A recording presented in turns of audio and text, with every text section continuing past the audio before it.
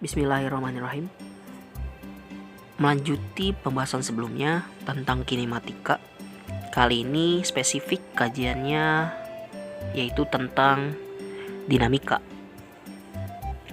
Sederhananya, dinamika merupakan topik yang mengupas tuntas terkait dengan gaya, di mana gaya ini merupakan suatu entitas yang menyebabkan mengapa suatu benda atau materi dapat bergerak. Pembahasan pertama yaitu tentang hukum-hukum gerak Newton. Hukum-hukum gerak Newton dipublikasi pada tahun 1687, di mana memuat 3 poin. Untuk poin pertama atau hukum pertama, secara sederhana dapat kita katakan seperti ini. Sebuah benda atau materi akan bergerak dengan kecepatan konstan atau diam, kecuali jika dikenai gaya. Atau secara matematis kita dapat tuliskan seperti ini. Jadi memiliki 2 kondisi, di mana V sama dengan 0 dan V sama dengan konstan. Artinya secara implisit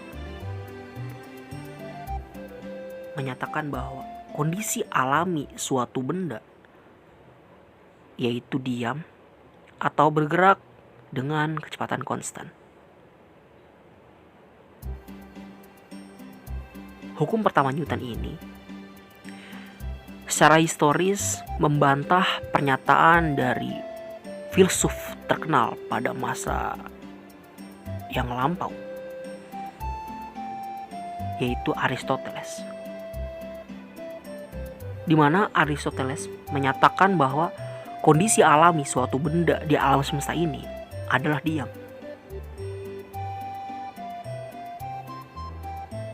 Dan tentunya hukum pertama Newton ini dapat dibuktikan secara empiris bahwa kondisi alami suatu benda bukan hanya diam.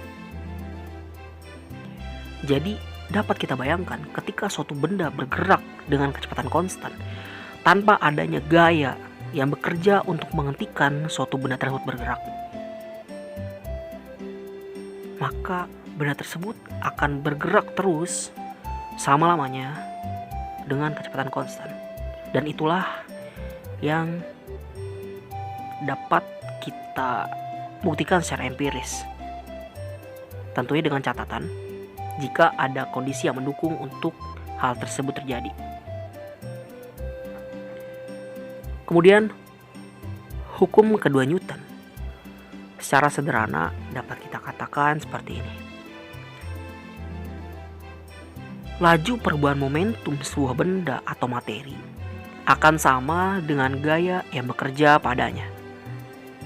Di mana hukum kedua Newton ini berangkat dari persamaan vektor momentum, di mana ia merupakan hasil perkalian dari massa dan vektor kecepatan.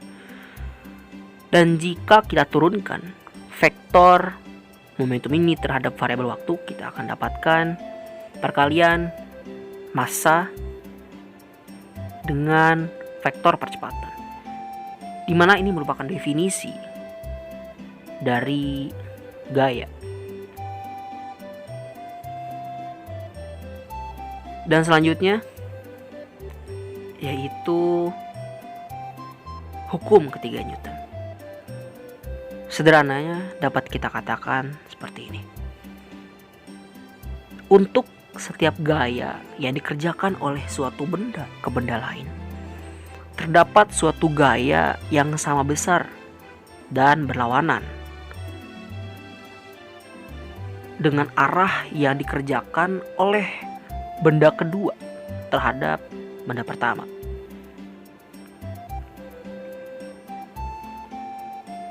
Dan kita dapat meninjau sistem dua benda yang saling berinteraksi dan terisolasi dari dunia luar, di mana momentum total sistem ini adalah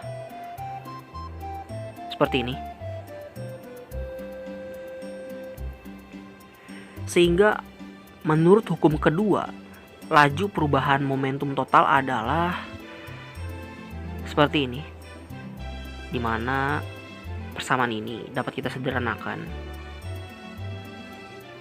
seperti ini.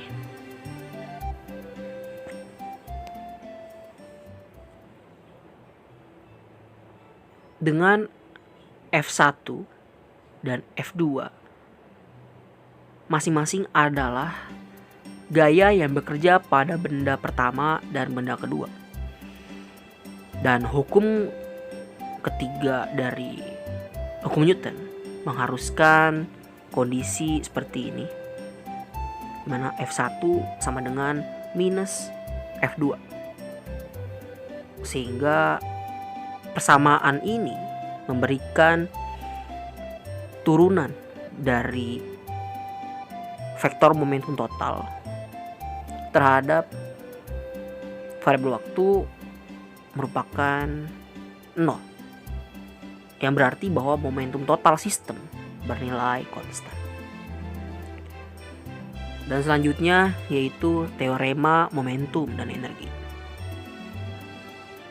Dan dari hukum kedua Newton dapat kita nyatakan definisinya seperti ini. Dan dengan mengintegrasikannya, kita dapat memperoleh hubungan seperti ini.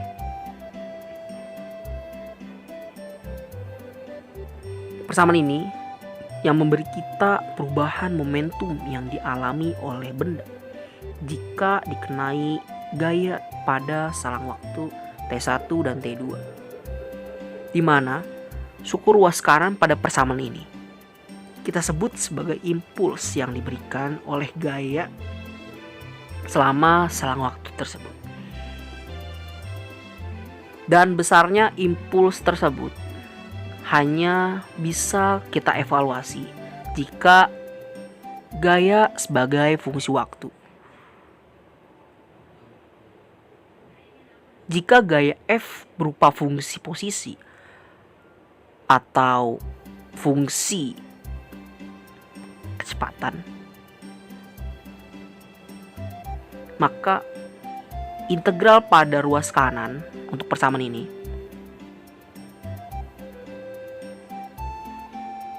hanya dapat dievaluasi jika posisi atau kecepatan sebagai fungsi waktu. Kemudian selanjutnya adalah gaya bergantung waktu. Jika kita mendapati sebuah benda yang dikenai gaya yang bergantung waktu, maka kita dapat menggunakan hukum kedua Newton untuk memperoleh gambaran tentang perilaku suatu benda. Misal, pada sebuah benda berlaku gaya F yang merupakan fungsi dari variabel waktu, maka hukum kedua Newton dapat kita nyatakan seperti ini. Dan jika kita integrasikan akan menjadi seperti ini. Dan kita dapat memperoleh kecepatan benda dari persamaan ini menjadi seperti ini, di mana posisi benda dapat kita peroleh juga dari integrasi kecepatan terhadap variabel waktu menjadi seperti ini.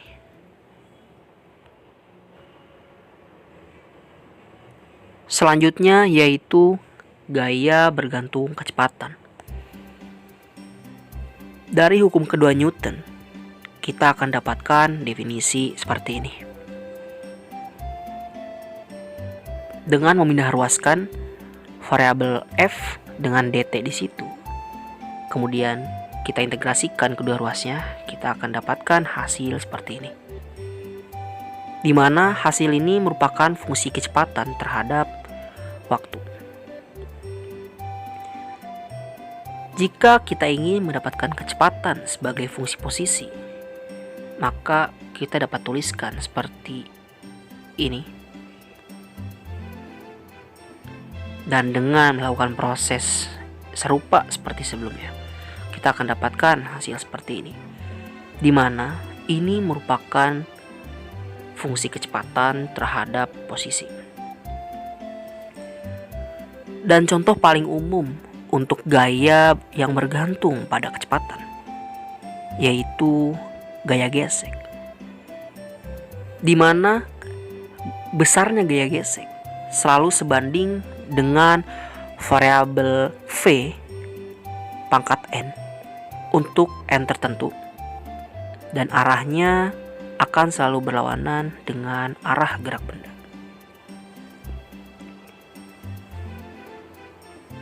Selanjutnya yaitu gaya bergantung posisi. Untuk kasus ini, kita akan menggunakan metode aturan rantai.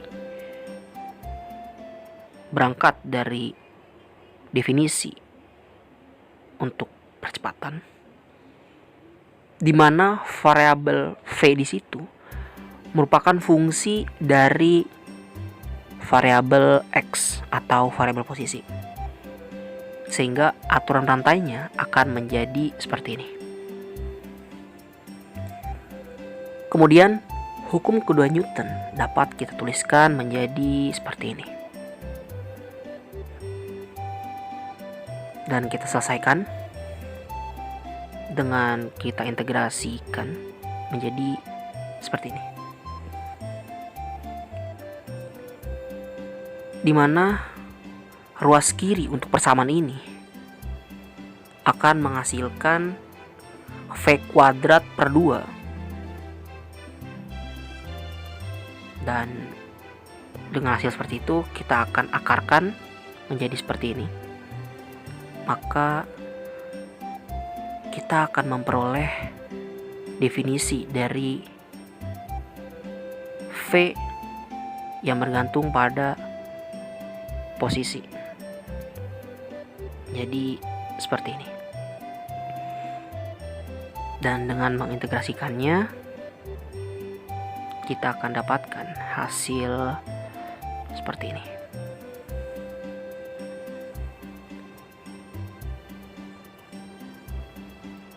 Akhir kata, terima kasih untuk perhatiannya, dan jika ada pertanyaan, silahkan tuliskan di kolom komentar atau bisa DM, dan tentunya terima kasih.